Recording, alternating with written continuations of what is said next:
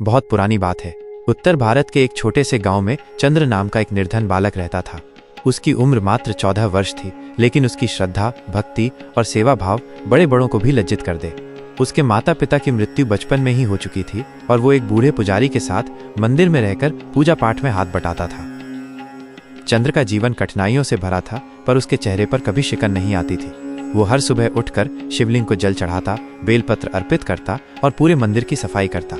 एक बार सावन का महीना आया, मंदिर में रौनक बढ़ गई, दूर दूर से श्रद्धालु आने लगे।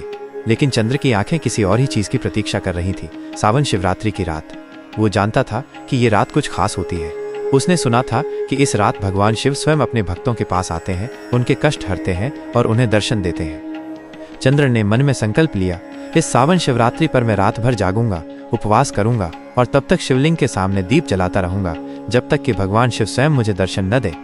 उसी समय गांव के राजा ने यह घोषणा की, जो भक्त इस सावन शिवरात्रि पर पूरी रात मंदिर में शिवलिंग की सेवा करेगा और शिव का ध्यान करता रहेगा, उसे मैं अगले दिन सोने का सिक्का इनाम में दूंगा।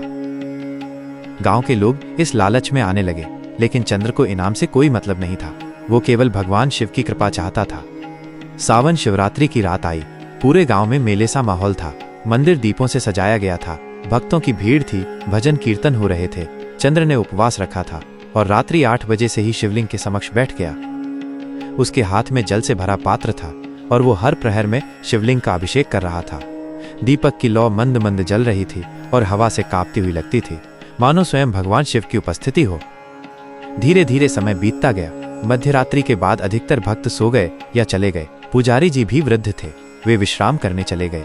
केवल चंद्र और नंदी बैल, शिव के वाहन, मंदिर प्रांगण में रह गए। चंद्र थक चुका था, लेकिन उसकी आंखों में अब भी भक्ति का तेज था। वो धीरे धीरे शिवलिंग के सामने भजन गा रहा था। उसी समय मंदिर के बाहर खड़ा नंदी बैल उसे देखने लगा। चंद्र ने देखा कि नंदी की आंखों से आंसू टपक रहे हैं। चंद्र ने आश्चर्य से पूछा, हे नंदी महाराज, आप रो क्यों रहे हैं? अचानक एक चमत्कार हुआ। नंदी बैल ने चंद्र की ओर देखा और बोला, वत्स, तुम्हारी भक्ति ने मुझे बाध्य कर दिया है। मैं साक्षात शिव का वाहन हूँ, पर युगों से किसी भक्त की ऐसी आराधना नहीं देखी। मैं रो रहा हूँ इस सोच से कि इस संसार में ऐसे सच्चे भक्त अब भी जन्म लेते हैं। चंद्र भाव विभोर हो गया। हे नंदी महाराज, क्या शिवजी मुझसे प्रसन्न होंगे? क्या वे मुझे दर्शन देंगे? नंदी बोला, अगर तुम चाहो तो मैं स्वयं शिव को बुला सकता हूँ, पर एक शर्त है। चंद्र ने कहा, मुझे किसी भी शर्त से कोई डर नहीं। नंदी बोला, इस शिवरात्रि की रात तुम्हें एक बार भी झपकी नहीं लेनी है। निंद्रा तुम्हें छू भी न पाए। यदि तुम एक पल भी सोए तो शिव तुम्हें दर्शन नहीं देंगे, लेकिन अगर तुम जागते रहे, तुम्हारी आंखों में आस्था रही, तो स्वयं महादेव प्रकट होंगे। चंद्र ने शपथ ली, मैं एक क्षण को भी नहीं सोऊंगा। रात्रि का तीसरा प्रहर आया। चंद्र की आंखें भारी होने लगी, शरीर कांपने लगा। ठंडी हवा में उसका दुबला शरीर कांप रहा था, लेकिन वो अब भी ओम नमः शिवाय का जप कर रहा था। इसी समय माया देवी स्वयं प्रकट हुई। उन्होंने चंद्र की परीक्षा लेने का निश्चय किया। उन्होंने चंद्र के समक्ष एक सुंदर थाली रख दी, जिसमें गर्म दूध, पकवान और सोने की मुद्राएं थीं। माया बोली, हे बालक, तू भूखा है, थका है। यह प्रसाद भगवान शिव ने भेजा है, खा ले और विश्राम कर। चंद्र ने देखा तो उसके मन में एक पल को संदेह आया, पर फिर उसने अपने हृदय से पूछा, क्या शिव अपने भक्त को इस तरह से प्रलोभन देंगे? उसने प्रसाद को प्रणाम किया और कहा, हे माया देवी, मैं आपकी परीक्षा में उत्तीर्ण होना चाहता हूँ, गिरना नहीं। यदि मैं शिव का सच्चा भक्त हूँ तो मेरा तप टूटेगा नहीं। माया मुस्कुराई और अदृश्य हो गईं। अंततः वो क्षण आया, रात्रि की अंतिम बेला। चारों ओर शांति थी। दीपक की लौ अब बुझने को थी। चंद्र की आंखें भी थक चुकी थीं, पर उसने अंतिम बार ओम नमः शिवाय का उच्चारण किया। तभी मंदिर के गर्भगृह में तेज प्रकाश फैला। घंटियां अपने आप बजने लगी, फूलों की वर्षा होने लगी और फिर प्रकट हुए भगवान शिव स्वयं, त्रिनेत्र, गंगाधर, चंद्रशेखर, मृग चर्मधारी, वैराग्य और करुणा के रूप में। चंद्र अवाक रह गया। उसने हाथ जोड़ लिए, आंखें डबडबा गईं। शिव ने कहा, वत्स चंद्र, आज तूने ये सिद्ध कर दिया कि सच्ची भक्ति में कोई जात, धन या आयु नहीं होती। तूने मुझे बिना किसी लालच के पुकारा और मैं आ गया। अब वर मांगो। चंद्र बोला, भगवान, मुझे आपसे कुछ नहीं चाहिए, केवल इतना वर दीजिए कि हर जन्म में मैं आपका भक्त बनकर जन्म लूं। शिव मुस्कुराए, तथास्तु।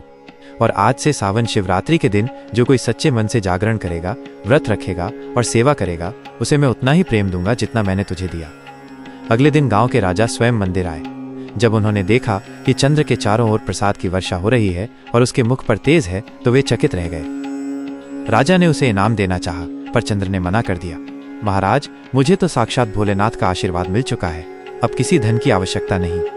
राजा ने तब उसी स्थान पर चंद्रेश्वर महादेव मंदिर का निर्माण कराया, जो आज भी सावन शिवरात्रि की रात हजारों भक्तों को अपनी ओर आकर्षित करता है। ये कथा न केवल एक भक्त की भक्ति की विजय है, बल्कि ये प्रमाण है कि शिव साक्षात करुणामूर्ति हैं। वे किसी को उनके वस्त्रों, स्थिति या अवस्था से नहीं आंकते, केवल भावना से।